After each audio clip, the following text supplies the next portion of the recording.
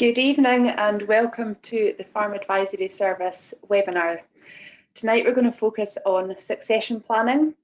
We're joined by Heather Wildman of Saviour Associates. We're going to try and make this as interactive as possible. I know you're looking at your computers, but if you can, you'll see on the right hand side of your screen you can ask questions. So you just basically type them in and then we'll try and address them as we go. We've got quite a big audience tonight, so if we don't manage to just answer your question as it comes, we will get to it, I promise. The webinar is going to be recorded as well, so we'll have it available afterwards. So if there's any real jewels that you hear, then you'll be able to play them back, show them, or let anybody else listen to them. So why are we doing this on succession? Well, nobody really knows what the future holds. We're in quite uncertain times, but there's a lot of things we can do to plan ahead, and they're within our control. Understanding succession and knowing where to start discussions is often a stumbling point for a lot of people, but this webinar aims to address this with Heather as our expert, aiding us through how we go about this. So I'm just going to let Heather introduce herself. She's going to speak a bit about herself and why she's here tonight. Hi, thank you, Kirsten. Thank you very much for inviting me here this evening. I have to admit, I'm really excited. This is a topic that's very close to my heart, particularly being a farmer's wife, a farmer's daughter, the daughter-in-law. And I think succession is a bit of a scary topic for many people, and for some it's a bit of like a mythical land, which is quite relevant at the moment. We've got the Lion King all talking about the succession and the future, and for many of us, you know, it's just this one day, son, daughter, darling, this will all be yours. But do we actually know whether we're getting, you know, the land of hope and glory that will make us happy, fulfill our dreams and our futures, and be the legacy that we really want? Or will it be taking us into that dark, hidden territory that we don't know where it is, and that'll be like a noose and a ball and chain around us? And I'd like to challenge everybody out there, you know, and I've deliberately left the Brexit word out of there because I think that's, to be honest, it's a load of rubbish at the moment. It's an excuse for people to be frozen, for inaction, for burying their head. And I like to challenge any of you out there. When have we ever known what the future is? When have we ever known where the certainty is in agriculture? And there was one client said, Heather, the last time there was any certainty in any of our businesses was when there was a world war. And with the current leaders that we've got, let's hope that's not around the corner, Kirsten. But when I look at our farming businesses, our rural things, think about yourself. Where is your confidence? You know, do you have a personal and professional vision and goal for your business? Are you allowed to? Is that shared within the business and the family? And have you dared to speak out loud about it? And then if we're honest, what is our reputation as farming? You know, would you work for you? What kind of role model have you been for your children and for as an employer in the area? Have you looked like you've loved it and lived it and had it well over time? Or do we have a reputation of stress, hard work, long hours, been miserable, possibly been rather moany and groany? And you know, we have to also think about our reputation out there. You know, we can't take for granted that everybody gets what a farmer is. So, you know, looking out there, we are in a debate now with, you know, a lot of activists and veganists and everything. We need to think, are we doing what we're doing well? And, you know, what is the image that other people see of us? And I've been really privileged of late, you know, looking at Brexit, there's a lot of economists and everything out there. And, you know, we don't talk about profit very much in farming. It's a bit of a dirty word and often it means tax. But, you know, a business that is profitable is a lot more fun and a lot sexier to be involved in. And, you know, if we are wanting to survive and go forward and be successful in agriculture and recruit and encourage young children, our families, other people to succeed and take on our businesses, we really do need to look at the business viability. We need to look at profitability because profitability gives you options, and we really need to look at technical efficiencies. And a lot of people are striving to make these inroads in their business, but if they're not able to get hold of the books and see how the business is performing, you know, do they even know where the gaps are, where the opportunities are? And, you know, to survive Brexit, whatever model we get, you know, it's the business that can produce at the least cost of production with the maximum efficiency and profitability. Sustainable, there's going to be a lot of opportunities going forward. So we really need to get our young people, our businesses, our organisations professional with disciplines and structures in place, looking at cash flows, looking at systems and things in places, and people. Generally, farmers don't really like people, but whether we like it or not, we do need people to make our businesses go forward. And as agriculture, we really need to look at the confidence, the trust, and to support and help each other. And we are going to need this whole new world that we're going to be farming in. We are going to need to grow new skill sets. So are we allowing our family, our members, our advisors, and people going forward? And I think, this week we're in the Farm Safety and Mental Health Week. I am generally really concerned about the health and well-being in a lot of our rural businesses. And some of this is because of the frustration. When we're involved in a family business, we maybe don't talk about where we're going, what we're doing. We often don't maybe get the reins until we're 50, 60, so we're stifled and frustrated. And we really do need to look at that and trying to get people to have a work-life balance, time off, and having hobbies and interests, which there might be coughing and everything going on. Some of our audience thinking holidays and hobbies, Heather, that's just rubbish. It's never going to happen. But succession, this is what people want. We want to work, we want to work hard, but we also need some time off and everything. So, and I think, when we look at our farmers, and I love this, this is a great Muhammad Manali. I'm good, that's without the wine, Kaz. When you truly believe in what you're doing, it shows and it pays. Winners in life are excited about where they're going and what they're doing. When we look around a lot of our agriculture, there's some fantastic, positive people out there, but a lot of it is quite doomist, quite negative. We're always blaming the weather and everything as well. And, we can't keep doing that, but if we're not in charge of our own destiny, if we are not knowing what we're doing and where we're going, we only have one life. And I think do what you enjoy or do something else, because we don't know how long we're here for. So let's do it and thoroughly enjoy it. If you're not enjoying where you are, you're not enjoying who you're working with, and you're not getting the lifestyle and the living you want, it's time to make a change. And that's kind of what started me on my journey. In 2012, I was really lucky to get a Nuffield Farming Scholarship, and that took me, I did communication, how to influence and motivate change, and that took me to Holland, no it didn't, it took me to Chile, Peru, Brazil, Australia, New Zealand, Tasmania, Canada and America. And when I came back, the reasons of some businesses that strove and went forward and really took change and had people and families going with them, they all had a clear vision, goal, dream, and they knew where they were going. And that to me is quite exciting. And when we look at a lot of our farming businesses, how many of your clients, Kirsten, we look at them, know where they're going, and they'll maybe have it in their mind, they'll have it in an idea, but God forbid we tell anybody, because the beggars might either steal it or else they might make us do it. But if we, in agriculture, we talk about communication. You've got your vision and dream, and most people have it, but they won't have it written down. And there's great evidence that if a vision or goal is written down, it's 80% more likely to come true. 80% is pretty damn good odds. And, so what I'm challenging you is have your dream, your vision, your goal, and then write it down, because a lot of farmers, they rely on telepathy, or they grunt. But we need to be able to share and verbalize where we're going, and to different people to different levels, because in agriculture, generally, it's not what you know, it's who you know. But if they don't know that you're looking at taking on a new member of staff, they don't know that you're looking at developing your business to grow it so that the children come on, that you may be looking to retire, how do these opportunities come on? And that's where the final one, collaboration, it's not what you know, it's who you know. And I've never done anything successfully on my own. So you've got your vision, you've got your dream, you've got it written down, you know how you're going to do it, you know what you want to do, and then who do you build around you to make it happen? So with succession, if you've got, whether you're a young person in the business or whether you're the exiting generation coming forward, how do you verbalize it? Who do you need around you? And again, like I said, it's not what you know, it's who you know. The best land opportunities, there's going to be so many things coming up, but they'll never be on the market. So you need to speak to your land agent, you need to speak to the auctioneer, you need to speak to the bank manager. God forbid we tell the bank manager anything, but we do need to, and the accountant, because so many of these opportunities, they've got their eyes and ears on the ground.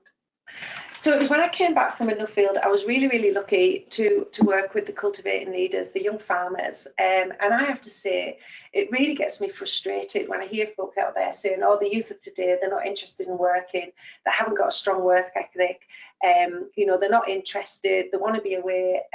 These young farmers, when I came back, have blown my socks off. There's some energy, there's some dynamic, there's enthusiasm, and some of them are already actively out there doing it. But there's also some arrogance, some cockiness, some feeling of entitlement. And, you know, when I talk about succession with these groups, you know, are we actually entitled to inherit a business? And I challenge whether you are, and that isn't always popular. But, you know, if you haven't worked for it and you haven't owned it and bought it and delivered it, you know, does it mean the same to you? And, you know, is it your parents' right to sell it and move on and you start up in your own right? And, you know, there maybe isn't the opportunities, maybe it's not as easy, but I think there's going to be a lot of opportunities going forward with the right connections and everything as well. So the young farmers, we do, it's a 6-day program, and it's looking at vision communication. We then do a bit of business and succession. We do looking at accounts and markets and volatility. We do business planning. We do some farm visits, and then we do some presentations and things as well. And it was absolutely brilliant. We loved the program, but like with everything, nothing's just straightforward. And it was when we came to succession that it kept tripping up more and more again. And it made me realise this isn't just straightforward. This is more difficult. We had one guy went home and had the succession conversation with his parents, and his dad didn't speak to him for 2 weeks. Whereas we had other ones, when they went home, the parents were relieved that, you know, young Johnny, Bill, Sarah and Jane had brought the conversation up because they'd been reluctant to start it. And this made me think, hang on, as I look around my own experiences and circumstances, when we talk about succession, there's loads of businesses out there that can talk about structure, that can talk about tax, but not many people are helping families have the conversation. And so that's what took me on my journey into succession. And after Nuffield, I took a month out in 2016 and went to Australia because they were seen as leading and really leading the way in succession. And I met a whole heap of different people from Sydney, Canberra, Melbourne, Townsville, Dubbo as well. And these were different approaches. So there was one lady, when she talked to businesses, the word succession was never brought up. It was all about business governance. You know, who is the business? What is the business doing? How well is it performing? The first thing she does is look at the accounts and the structure. She looks at the debt. She looks at the repayment program, and then she'll realign that. She's got a good relationship with the banks. She immediately starts saving them some money, which farmers love, so that gets them bought in with the hearts and minds. And then she looks at the technical performance, and then she looks at who's in the business, what are the skill sets, are the people, the right people in the right seats. And what she was finding, which to be fair is very typical to over here, you know, there was a lot of people in the business, whether it be the daughter-in-law, the son or the daughter, that was maybe an accountant, that was maybe a farm secretary, that maybe did all these other things, but they were never brought into the business. And they had all those natural skills. So she looked at how to integrate that, and then it was just naturally the governance, the next generations were brought in. And it was from that model really that I guess I came back and started looking at delivering my own model and approaching it through the family. So you're saying there, Heather, that obviously your young farmers, some of them are finding it difficult, or there was difficult discussions when they got home. Why do people find it difficult, and what top tips would you give to them? Well, I guess we're talking about that, you know, these big 6 Ds in a way. We're talking about death, and nobody likes to talk about the death word. Or if we're going to bring it up, you know, we're going to, you know, fate, you know, it'll all end badly, and it was son or daughter's fault for rocking the boat, and dad and mum's blood pressure going up. But whether we like it or not, we are all going to die. And, you know, whether we like it or not, businesses are going to succeed and transition and everything as well. And I think it's that sensitivity, because we don't know what kind of worms we're going to open up.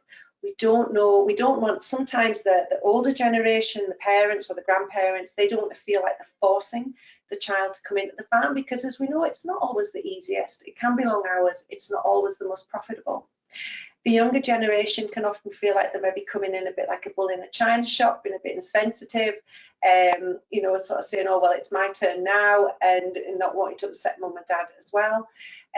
So it tends to be a bit like we dance around, but nobody has the nerve to start the conversation. And the best way is when there isn't an illness, when there isn't disability, when we haven't got disease and disasters breathing down our neck, when there isn't a divorce, when there isn't family fallout, antagonism and disagreements, and we aren't crippled with debt, when we start those conversations, sooner than later we have more options. We can be rational, we can be calmer, and God forbid we could have a little fun with it as well. So is it ever too early to start talking about succession? Never. Never. I have some families that when their accountant and the bank manager's in, the children will be toddling around and in their little playpen around beside them. And the children are encouraged to be in those meetings as much time as possible, that they just absorb the conversation, they absorb the language. They'll be sat around when the accountant's in looking at things and discussed and shared. I personally don't believe you can start it too soon. And the more open a family is, and we sort of talk about, well, what is your vision? What is your dreams? What is your hopes? What are your aspirations? And the children might say, well, do you know what, Dad? I want to take over the business. I want to be you, and I want to do it when I'm fit. I want to have this business when I'm 30, or mum and dad might say, oh, I'm not ready for that yet. But at least then they know early on and they can start planning. Or the children might say, do you know what, mum, dad, I want to get off. I want to go off and live the world. I want to work for other businesses. I want to learn some other skills. So I'm not going to come back till I'm 40. And it's funny how some, you know, there's never a right and wrong stage. Everybody wants to move on at different times, and it depends how much you're enjoying it. It depends what other dreams and aspirations. But generally, I think, you know, the time to start the conversation is when there's a school leaver looking to start the business, marriage, a birth of a child, if there's been a fallout or there's been a change of partnerships, and every time we should review it and say, how are we, where are we going, what's happening, and have it, like I say, have a bit of fun with it, because the sooner you start, then you can start putting plans in place, insurances, looking at diversification, looking at other options. So who are you going to involve? You're going to start as soon as possible. Who do you talk to? Like, do you just do it yourselves, or who do you go to? So that's a really tricky one, and it's something that I am just new to this. I will put a disclaimer out there. I'm not a lawyer, accountant, a bank manager, no legal training. It is absolutely all from people's experiences that I will be coming to. And it's funny who to speak to. One of the guiding principles I came back with from Australia is that you need to recognise that you are unique, which we all know you are, Kirsten. Well, thank you. I'm unique, so definitely. But every one of the businesses is completely unique. So if you are going to your accountant and you're saying, look, mister, there's this woman been on a webinar and she says, we've got to start this conversation. And they say, right, Billy, George, Mary, Mabel, this is what you need to do. You need to run. If they are not asking you, where are you? Where do you want to be? What are your achievements? What are your fears? What are your ambitions? What do the children want? What do the family want? Run. Because you need to know exactly what you want. And this is where I'm finding obtaining the professional legal and accounting advice is so varied out there. And apologies to professionals, I know there's some amazing companies and businesses out there. But one of the biggest problems we've got is our farmers have an allergy to paying professional fees. You know, they just go, how much? I'm not paying that. Oh, we'll manage. But trust me, some of the best investment you could make is getting a second or third opinion. And often we find succession when families start transitioning the businesses, there's often a change in a lawyer, there's maybe a change in the accountant, sometimes there's a change in the bank manager then as well. Because who you get on with, Kirsten, might be different who I get on with. And it needs to be someone you can speak to, relate to, who are open with and who get you. And it has surprised me. I've had a number of clients say, oh, but Heather, we went to the accountant. They said, oh, there's no rush. And I'm like, what? But it is quite complicated and is quite specialist. And a lot of people are afraid of rocking the boat. And sometimes it does take a pretty tricky, you know, and strong individual to guide a family through, because some businesses are really complex. And the other thing is, you know, you need to be honest as a business. when you're looking at your succession planning, why are you doing it? Are you doing it to avoid tax? You know, on your headstone is "I beat the tax man," which is for many the absolute legacy, which is fine, but I always say make sure you need a luff in the pot afterwards for therapy and counselling for the children that are left. Because it's not, you know, we do have to be aware of the tax, because there's some big hefty traps that people can get caught up on. But if you are open and honest with your accountant, your bank manager, your professionals, they can give you some good infrastructure and planning. So it really is about getting the best advice you can, and it's not always the biggest, it's not always the dearest, but look at agriculture. You know, if they're not an agricultural specialist, you know, you can maybe keep with your own professional, but maybe bring in some outside advice as well. Communicating openly with family members and professionals, this can be difficult, particularly if some of our family have greater expectations and aspirations of where the business is compared to where it really is. Some businesses, you know, they look great on the outside, but it could be quite heavily geared, a lot of debt. We've maybe got some legacy from 2 or 3 generations that hasn't been tied out. And, you know, potentially some businesses will be to sell, and that's possibly the right thing to do going forward. So the sooner we're open, you know, so whether it be mum, dad, you've got 2 or 3 children, you know, if you want the farm to go to your favourite or the farm to go to one child, the sooner that's said, and that the other children then are able to say, well, oh, well, I actually would quite like a piece of the farm, or no, we don't want anything of it.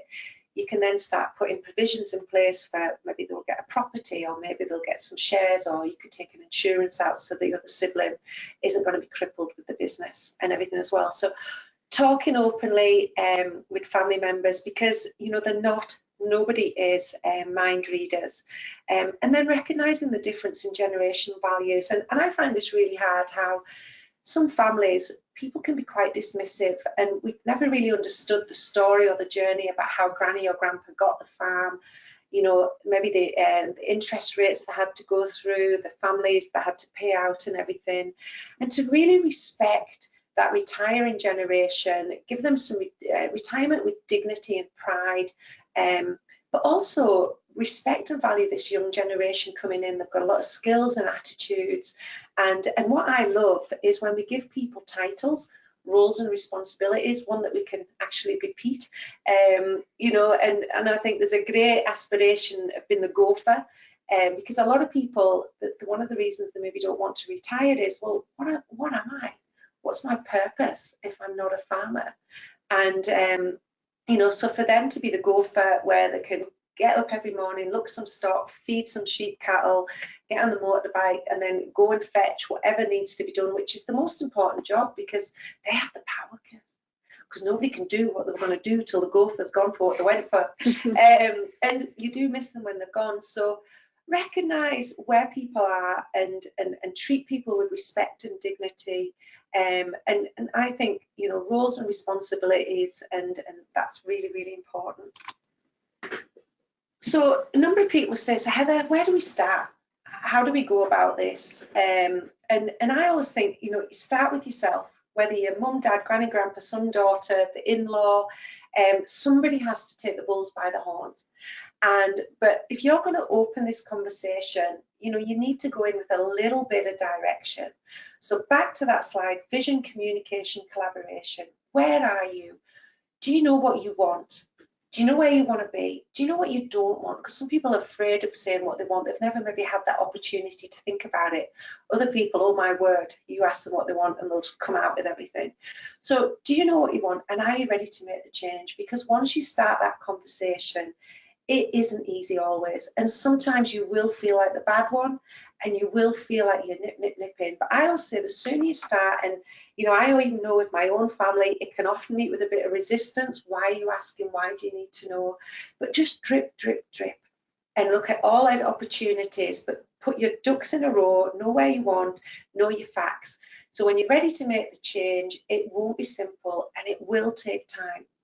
And it will be difficult. So have time frames in mind. And you know, some people I've been working with, they're wanting to split a partnership.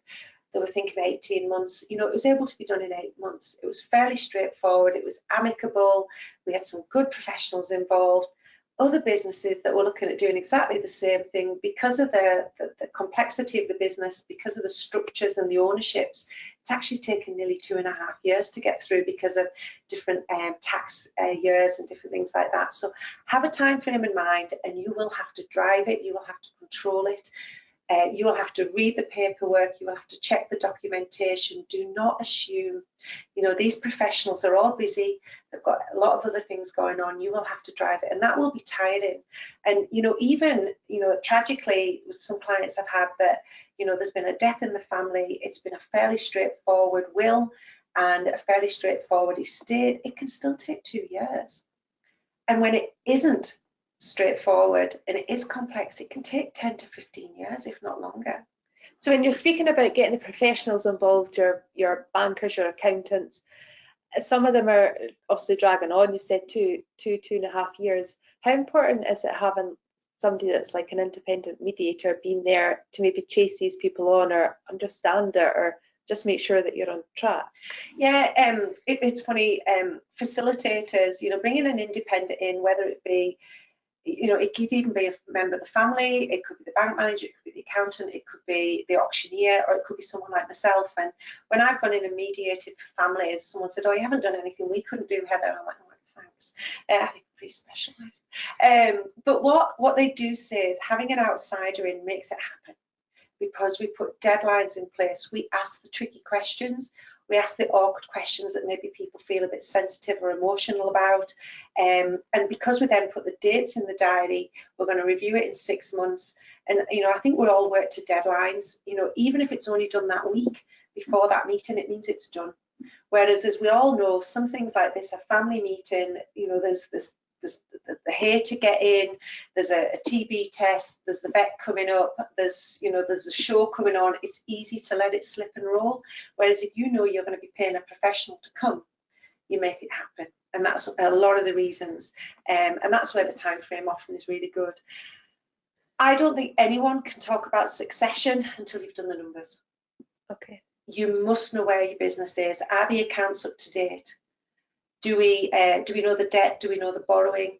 Do we know the savings? Do we know the pensions? So do we know the assets and everything? Any diversifications, any properties, any shares, anything like that? Pensions, are they all up to date? And what are the liabilities? Because, you know, if you're thinking, oh, right, I'm going to be brought into a partnership, as there was some great opportunities with the grant and everything to bring the under 40s in, a number of people signed up to these, but they had no idea what they were signing up to. You know, and if we don't know where the business is, you know, how do you know if that's going to give you the future that you want? And I always say with any of my clients, have a plan B. You know, what if it doesn't work out? What if that doesn't work? What is plan B? What is plan C? And often, you know, a lot of families are so bogged down in, they're busy, they're stressed, they're tired, you know, everyone's working under pressure, that they just see that they're too busy in the business instead of out on the business.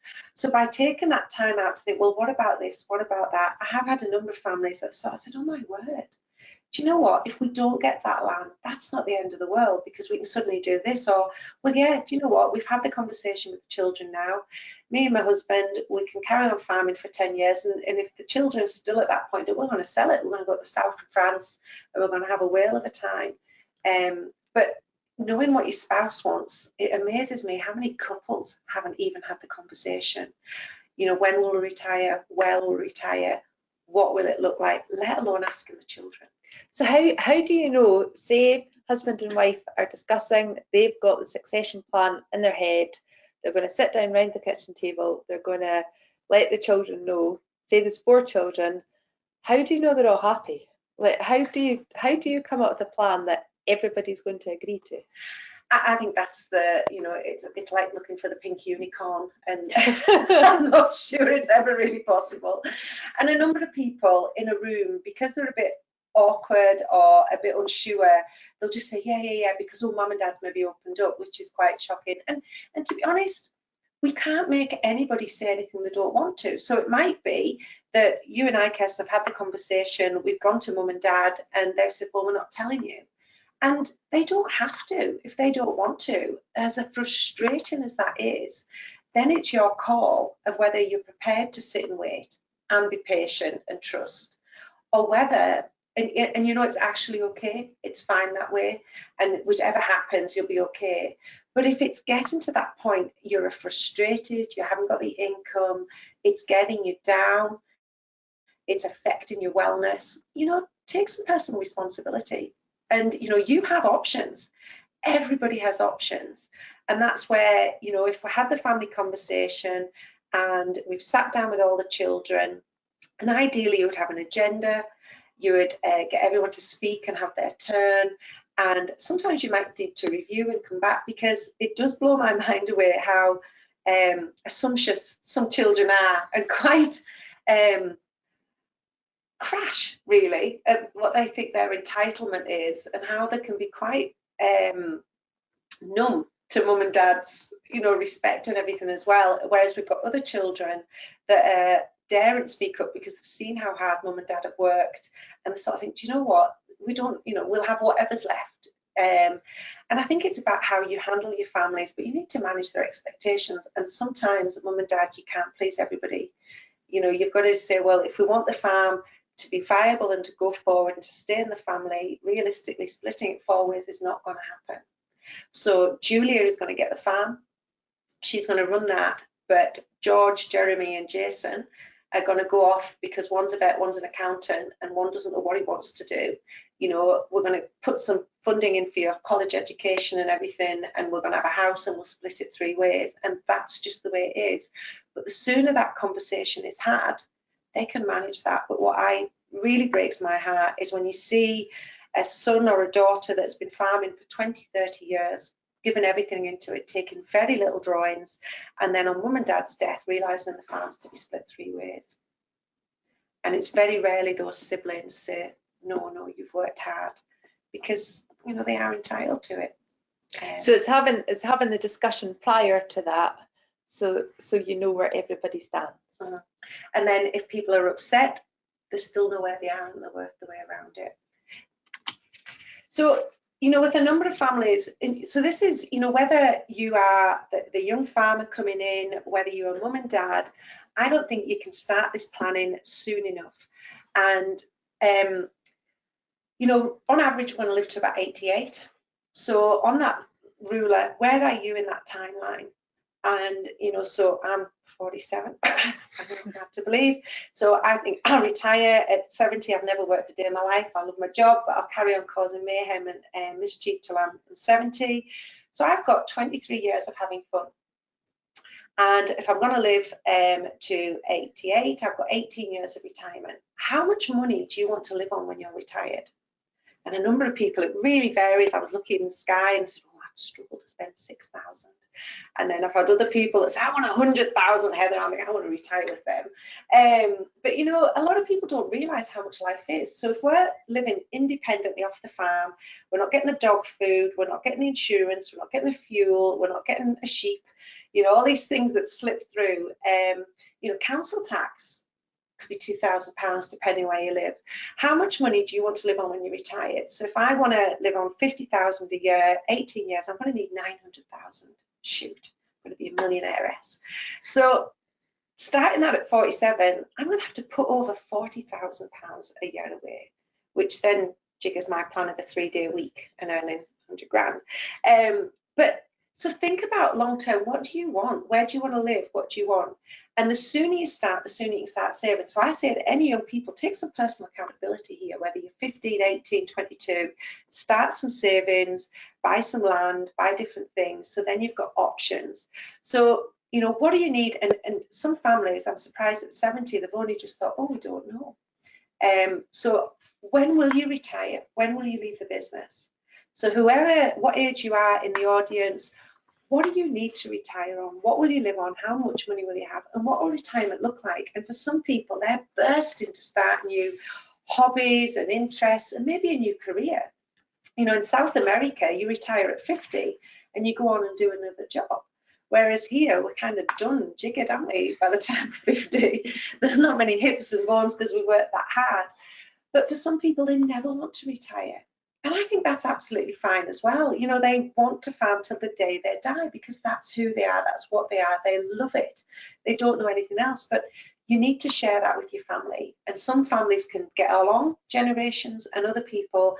Did have a gentleman, he was 72, and he said, Heather, I'm going to have to retire. My son's now 50. He's taken over the business, and you know, as much as I love him and respect him, I'm always wanting to interfere, and I know I can't step away, so I'm going to have to go away. And he says, I've never had a hobby. I don't know what I'm going to do. So it's quite daunting. So to be honest, what will it look like? What will you do? And what skills do this next generation need? Because tragically, so many people are just whipped away in an accident, or you know, they didn't get to ask mum or dad or granny or grandpa, where's the stopcock? You know, where's the checkbook? You know, all these things. So have we given the next generation the skills and the knowledge that they need? And you know, I've got a number of businesses now. I get them to do a how-to manual, how to run the business if I'm not there. How viable is the business? You know, is it going to give you the money that you need to live off? Is there enough pot, particularly if you've got 4 kids that want to come back? And do you know, a number of businesses, it blows my mind away how diverse. And we were just talking earlier about, you know, the great McConaughey's at Lagan, you know, a small family farm, how they've been so innovative, bringing different businesses and different skills in. So with some farms, what I say is get a map. And lift the bit, you know, lift yourselves up, look at the map. You know, we want to keep the core business, that's fine. So it mustn't interfere in the beef, the sheep, the dairy, the pigs, the poultry, whatever it is. What other opportunities are with this land that we could really bring our skill set in? Are there other off-farm dependents? Professional support do you need? And be honest about that. And have you got the right one around? Have a time frame and get it written down, because so many people just start this conversation and then poof, there's an accident, no longer there, and then we don't know what dad really wanted, or we don't know what mum wanted, or we don't know what our children wanted.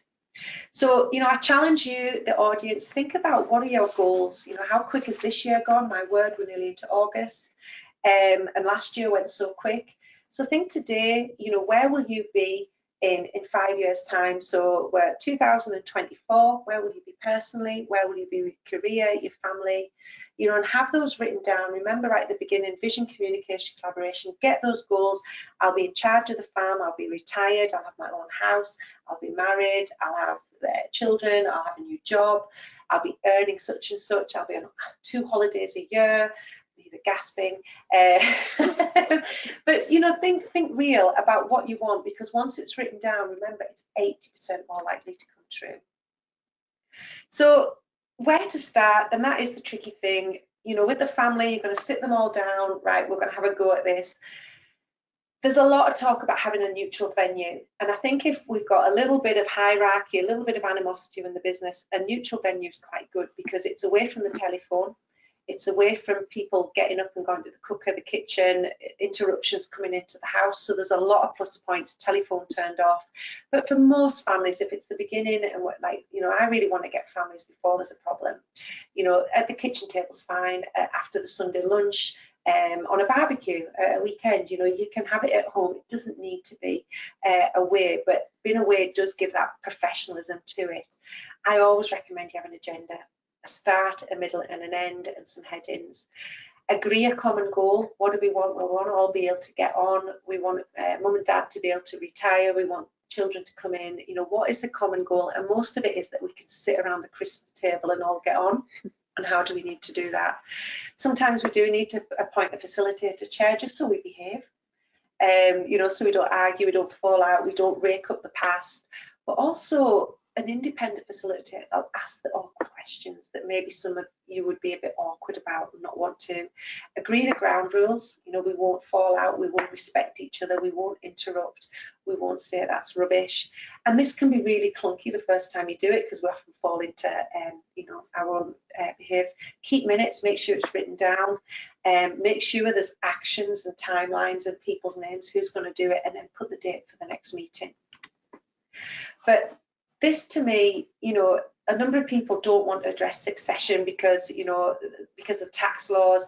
There's a lot to be said. You know, you'd better die in an active farmer. Never say the word retired. But some people think, you know, the most tax efficient way is to die being the farmer. So that gives people the excuse to not address this. But I ask all of you out there, how many of you are sole traders? How many of you are partners? How many of you are trusts? And how many of you are limited company? If you're a sole trader, how vulnerable is your business if there's only you on the title deeds, there's only you on the tenancy, there's only you on the single farm payment, there's only you on the BOCM cattle register and everything as well, if you were to pop off tomorrow? And most accounts would be frozen, locked. Partnerships, it is only a partnership if there's more than 2 of you in it. So if there's 2 of you in a partnership and one is ill or there's an accident, generally accounts are frozen. So not only are you going over the shock, the trauma and the grief of losing someone, you cannot pay money in and you cannot pay money out. Have you got a partnership agreement, and is it an up-to-date and viable partnership agreement as well? It blows my mind how many people think they're a partner and there hasn't even been a partnership agreement drawn up. What are you a partner of? Are you a partner of the fixed, the good stuff, the house, the land, the property and things? Are you a partner of the movable, the stock, the machinery, fertilizer and things, and generally the debt? And it blows my mind how many people don't know. They were just that excited to be a partner.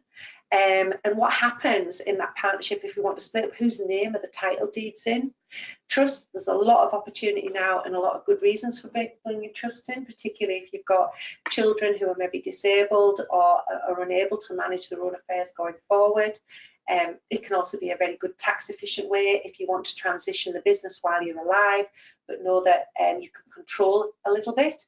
And know that your property is going to be looked after, and you're going to be looked after, and the children then afterwards. But you can't, if the children inherit a trust, they maybe can't then borrow on the land assets.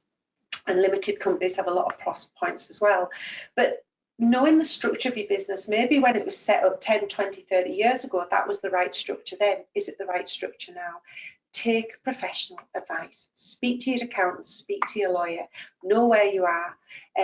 Tenancy agreement, where is your tenancy agreement? What are the terms? What does your landlord notice need if someone dies?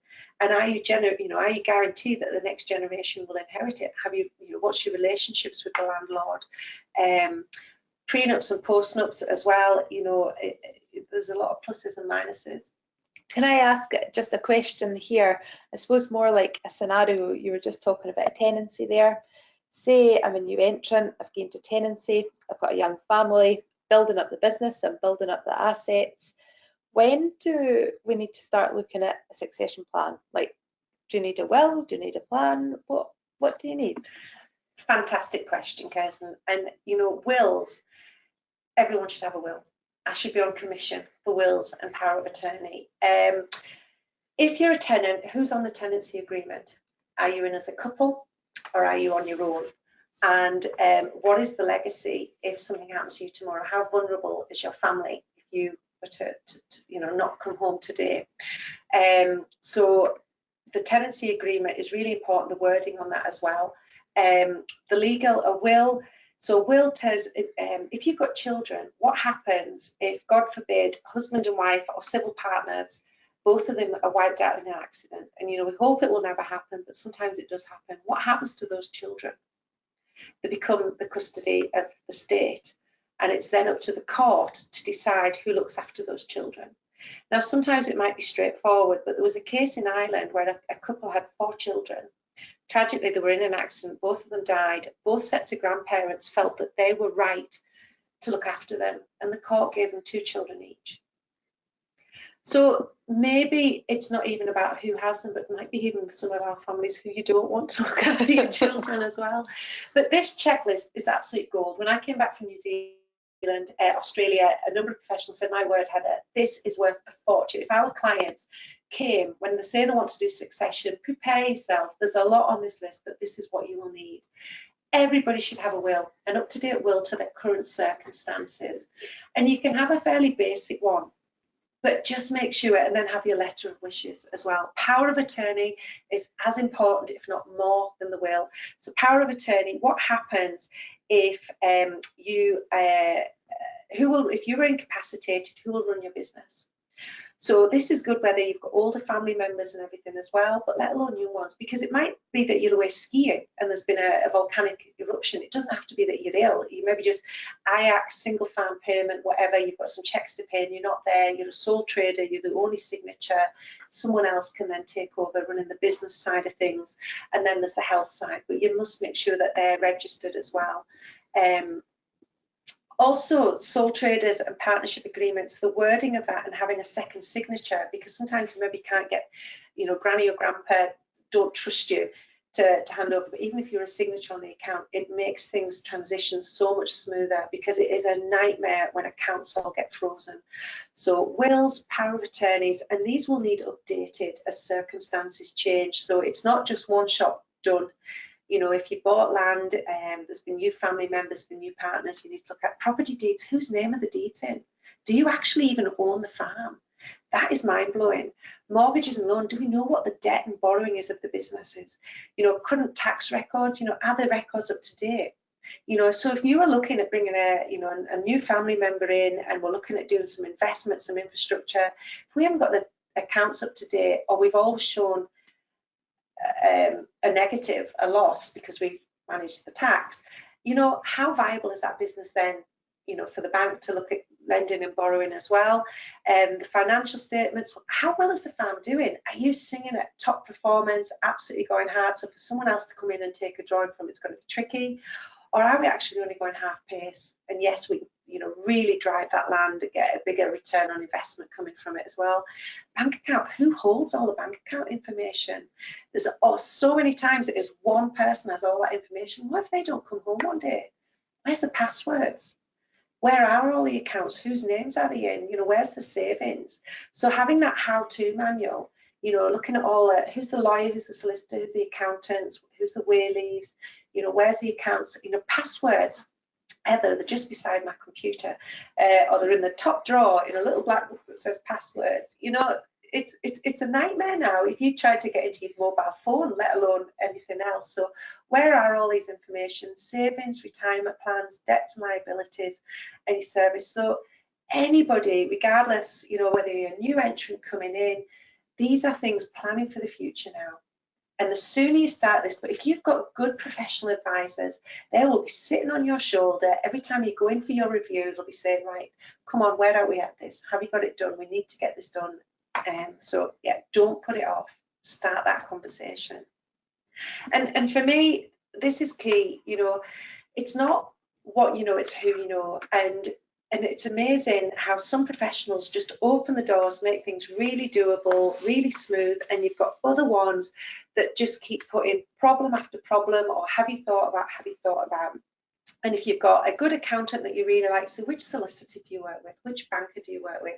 Who just gets things done? And, you know, I'm not wanting to call, but some partners just seem to not work and just slow everything down.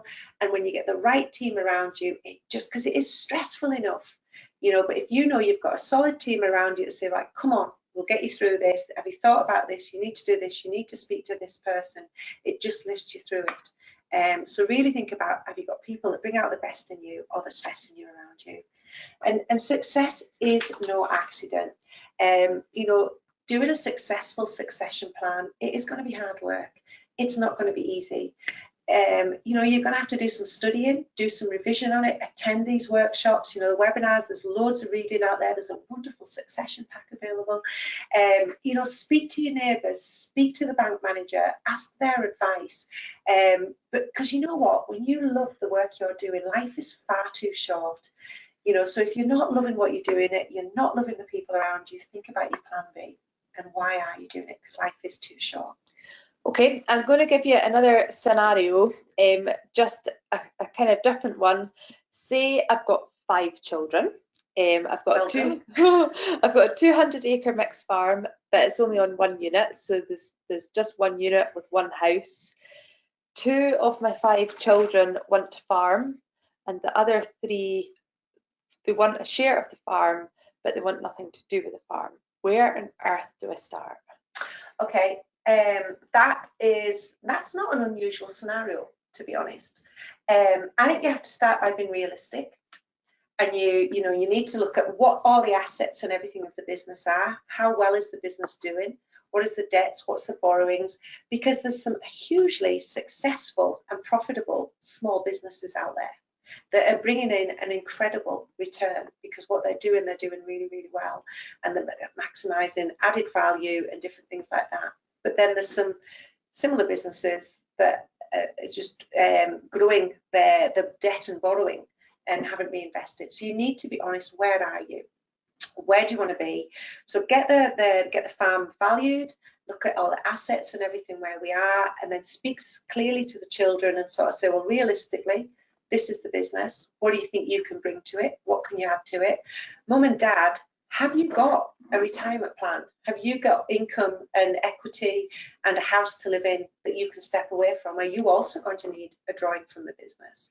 So potentially the 6 of you needing that. So a lot of it is, where are we? And I'm blown away by how foresightful some families have been. They've got a number of investments, they've got some diversification, they've got some renewables, they've got property, they've got Granny's bungalow, they've got something else, and they're well set up. And other ones have just suddenly thought, oh my word, we're not there. So think about all of that then. So right, what are the expectations of the children? And again, then get the map out and sort of say, well, if we want the farm to be viable, this is what it needs to be doing. So what's left? And so it's not going to be equal. Everyone's not going to get the same. But what you can get is something that is the equivalent. So it might just be that someone says, I just want to be able to have a house on a piece of land, or I might be wanting to put some yurts on. I might want to do a poultry business. I might want to do an outdoor activity. So it's about chatting to them and everything there, what they all want, and then look at the options, and then go and get some good advice. And some of it might be, to us really all get all of that, we actually have to sell that farm and move somewhere else so we can get more for our money. Or do you know what, the children might have to buy in as well, and some of them might go into partnerships and different things. But sometimes it's doable. And if there's a really great willingness and a positivity, it blows my mind what some families can achieve from quite a small acreage.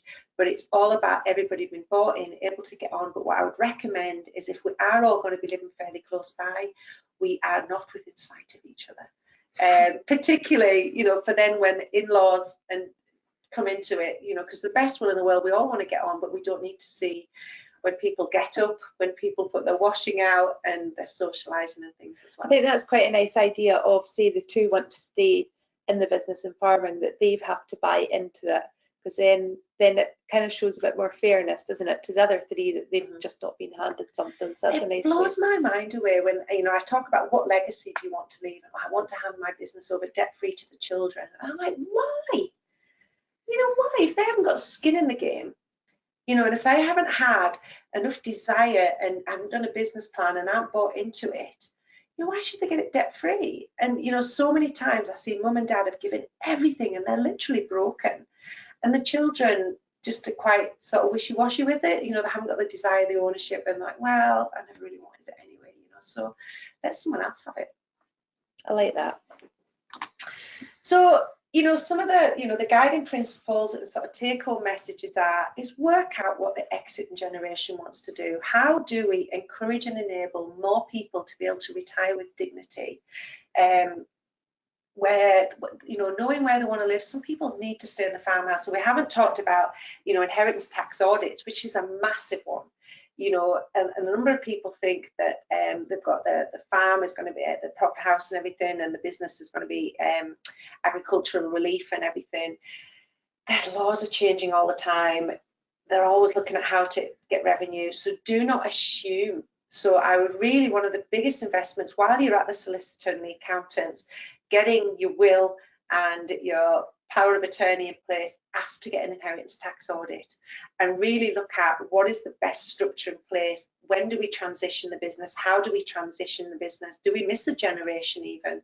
You know, really, the more you talk, the more open you are. Make sure you've got a specialist accountant, lawyers and accountants, and to make the most of that time with them. When you've got your vision and goal, you know what the family has, send them an email, so that they know before you come that we need to talk about inheritance tax, we need to talk about partnership agreements, we need to talk about a number of different things, because it's so specialised now. They'll have someone that will specialise in agriculture, there'll be someone that will specialise in inheritance tax, there'll be someone that will specialise in diversification, in tourism. So you might need 2 or 3 different accountants from a partnership to give you the answers you want. So, you know what you want, be really clear on it, manage the needs and aspirations of the family, understand the financial performance of the business. Sometimes we are going to have to manage expectations and say, I'm really, really sorry, this isn't going to happen. You know, and it's really hard if we maybe don't trust that the children can run it as well as us, because this has been our baby, our toy. We've lived it, breathed it, owned it, and nobody can do it as well as us. So there's that little bit of how do we let go, and how do we enable that next generation to have a go, because they will make mistakes, and we know that some mistakes are costly, and you know how much it's cost you to get there. So that's why maybe you want to look at transferring some of the management and control over maybe the sheep unit, or the poultries, or the hens, or the young stock, so that they can get a flavour of it, but it's managed and controlled. And by having family meetings, giving people roles and responsibilities and divisions. So someone's maybe in charge of the grass, someone's in charge of the machinery, someone's in charge of the dairy, someone's in charge of the young stock. So when we have the family meetings, everyone reports. So it's given accountability and respect, and having regular meetings. Breaks my heart how many families, because of pride and because they couldn't say sorry or I was wrong, and not speaking and falling out, and maybe cost tens of thousands of pounds through lawyers, just because we couldn't say, I'm sorry, can we start again? Let's look at this. You know, so building relationships, you know, having, you know, once you get lawyers and everything involved, it just escalates. So the sooner you start, that is my absolute, you know, take home message. Start the conversation sooner. Take it with a clean page. Try and remove the emotion from it, which sometimes that's why an independent comes in. But just get on with it. Life is for living. We only have one go at it, and let's love it. Brilliant. Thank you, Heather. We're coming to the end of the webinar now. We have covered so much ground and so many interesting points, Heather. Just to kind of sum up what else we've got coming. So we've actually got another webinar with Heather again on the 9th of October, a wee while away, but this one's actually going to be specific to crofting and looking at crofting issues. So that's the 9th of October. That'll be advertised far and wide. We also have some planning for the future events coming up. We've got some dates there between Fife, Perth, Stranraer, Ayr and the Borders in the back end. We've got a great lineup of speakers between accountants, solicitor, somebody from the Scottish Land Commission, and then the NFUS Next Generation Group as well. So again, they'll be advertised, but if there's one near to you, try and come along to those. We've spoken a lot about planning, making sure that you know where you're getting, what you want, where you want to get to and how to get to it. Just to kind of highlight, there is funding available to get ILMP, Integrated Land Management Plan, through the Farm Advisory Service. They are totally unique to everybody's individual business. You get an advisor to come one-on-one, basically assess the business, see where it's at and what opportunities there are, and that's funded. There's a link there for where to get to it. On top of your 80% up to £1,200, there's also 2 further plans of specialist input, and one of the things that features in the specialist input is actually succession planning. So there's 80% funding up to £800. So if you're looking to get a professional in, or say that mediator, that facilitator, then that's something that can definitely be done through the ILMP. So it's well worth having a look into those. Finally, I would like to thank Heather, and in a one sentence, see if you can give us one key message from tonight. Just do it. Just do it. But know what you want. So vision, communication, collaboration. You know, where do you want to be? What's your dream? What's your mission? What's your goal? How are you going to communicate it? Who needs to know? And who do you need with you to make it happen? Perfect.